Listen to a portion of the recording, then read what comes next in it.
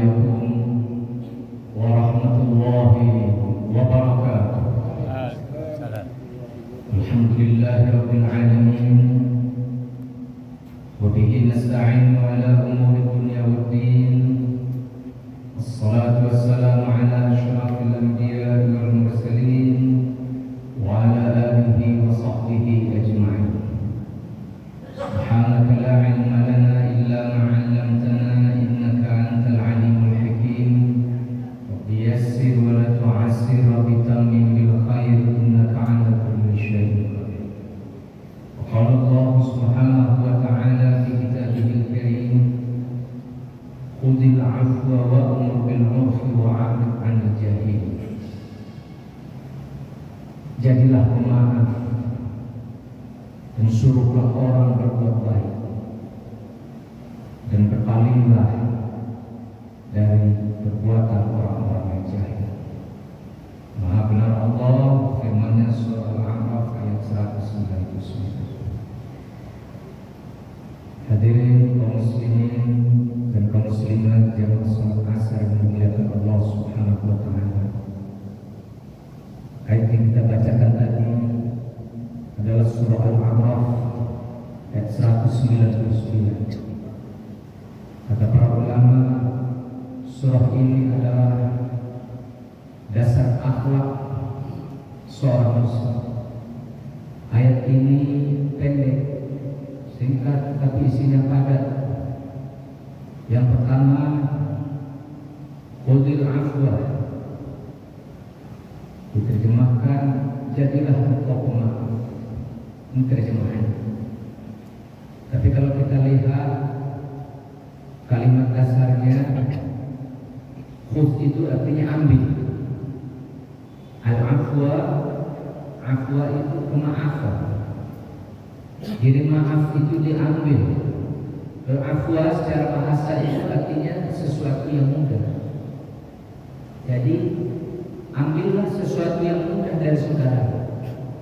Artinya ketika kita menilai saudara kita ambil yang mudah. Dia sudah jalankan yang wajib, dia tinggalkan yang haram. Jangan lagi kita cari-cari lagi. Sebab kalau kita tidak mengambil yang mudah, kita bahas seseorang itu, saudara kita, itu siapapun itu, katakan Nabi Sallallahu Alaihi Wasallam, kalau kita bahas sedetil-detilnya, maka hampirlah engkau mencelakakan saudara. Sebab mana ada kita yang tidak ada salah, nggak ada dosa. Makanya dalam Islam kita dibagi itu dosa besar, dosa kecil, Jadi kepada saudaramu itu ambil al-afwa yang mudah. Syekh Mutawalli Sya'rawi memberikan syarat dalam ayat ini. Dia mengatakan umat Islam itu harus asam dalam segala hal. Jual beli dia sama. Kita sebagai pembeli harus ada kesama. Jangan sampai yang menjual tidak dapat untung sama sekali. Penjual juga begitu. Dia harus ada rasa tasawuf. Dalam keluarga, nah ini penting sekali. Al-afwa. Sebab hari ini hadirin, kita lihat di pengadilan agama itu bagaimana tingkat perceraian begitu tinggi di negeri kita. Tentu al-afwa ini harus kita terapkan. Seorang suami melihat kekurangan istrinya, itu kekurangannya manusiawi, maafkan. Sebagaimana istri kepada suami juga demikian. Jangan hal-hal yang kecil semua dituntut, kita tuntut. Nah, kalau itu tidak selesai, maka rusak. Dan hadirin yang dimuliakan Allah Subhanahu wa taala. Jadi al-afwa, kata beliau, orang yang mau memberi maaf itu bukan orang lemah. Justru orang yang mau memberi maaf, mudah memberi maaf itu orang yang besar jiwanya. Sebab orang yang berjiwa kerdillah yang tidak memberikan rasa maaf. Hadirin, semoga Allah Subhanahu wa taala berikan petunjuk kita untuk bisa memberikan kemudahan bagi saudara-saudara. Kalau kita kasih kemudahan, saudara kita akan kasih kemudahan. Hadirin kemuliaan Allah. Jadi kemaafan ini dicontohkan langsung oleh baginda Nabi Sallallahu Alaihi Wasallam. Kita tahu ya, ketika Juhsur Sulaqah mengejar baginda Nabi Sallallahu Alaihi Wasallam yang menghunus pedangnya, ini kalau kita nggak sanggup, kecuali bapak ibu yang dikehendaki oleh Allah Subhanahu Wa Taala untuk sanggup menghadapi.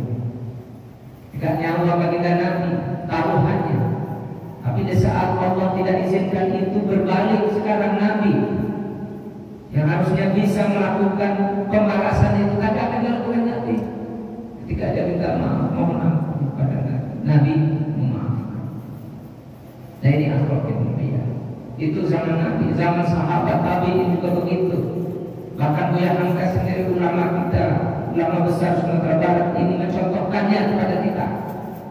Buya Hamka menjelaskan dalam tafsir Al-Azhar bagaimana ketika beliau di penjara mengalami berbagai kesulitan-kesulitan. Ya. Bahkan mau disetrum supaya Buya Hamka mau mengakui bahwa dia ingin menggulirkan kekuasaan yang sah, yaitu Presiden Soekarno. Baca nanti dalam tafsir Al-Azhar. Tapi Allah nggak izinkan itu. Dan setelah keluar, apa yang dilakukan? Al-As. Menangis kita membaca sirah riwayat hidup orang-orang yang hidup besar dan mulia. Yang kedua, dalam ayat ini kita diperintahkan wa'mur bil 'urfi. Suruhlah orang berbuat baik. Jadi menyuruh itu yang baik, jangan yang enggak baik. Ya. Kalau tidak baik, nggak usah kita suruh. Diam aja. Suruhlah yang baik, yang ma'ruf. Al-'urf artinya yang dikenal masyarakat. Ma'ruf dikenal. Yang tak dikenal maka disebut munkar. Sesuatu yang kita ingkar. Makanya hadirin hadirat kan bisa munkar secara adat. Orang Sumatera Barat ini ketika melihat ada anak gadis dengan anak muda berboncengan, sangat tabu masuk dalam suatu kamar. Itu artinya dia munkar. Adat itu tidak menerima. Artinya tidak dikenal, tidak ma'ruf, dikenal masyarakat. Kita disuruh oleh Allah al-ma'ruf. Ma'ruf itu banyak sekali. Bisa ma'ruf itu kebaikan-kebaikan yang langsung antara kita dengan Allah. Ini sholat, kita ngajak sholat. Ya, kalau ada orang ngajak sholat hadirin, kita iakan. Ya, jangan kata, ayo kita sholat, kan ada teman kita itu ngajak sholat. Ya, ayo kita masuk sholat. Nggak usah kita bantah, kamu punya ilmu nggak? Nggak usah. Pokoknya amar dia, perintah dia baik, ikut. Ya, sebab ketika kita bantah kebaikan itu langsung sumbangan inilah yang akan menghinakan. Jadi suruhlah yang baik. Makanya Nabi perintahkan muru auladakum bis-shalah. Suruh anak-anakmu sholat. Kapan? Ketika mereka indah sabaisi. Ketika mereka 7 tahun. Waktu gugur, kalau udah 7 tahun sampai 10 tahun, nggak juga mau. Nah, itu dibuat caranya. Di sini dipukul, bukan pukul yang merusak badan dia tidak. Ya, bahkan dulu orang-orang tua kita kan kasih rotan itu kepada ustaz, kepada guru menyerahkan anaknya. Apakah anaknya itu akan dipukul sama guru ustaznya? Tidak. Tapi itu sebagai tanda. Kerbau, sapi itu dibawakan pelecut, bukan untuk selalu melecut sapi kerbau.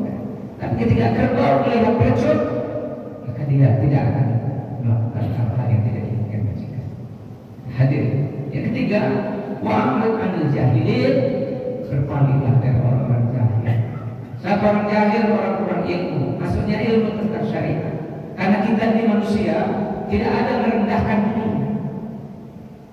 Kebanyakan manusia merendahkan agama. Ya, agama yang benar. Maka kita harus berpaling. Ya hadirin,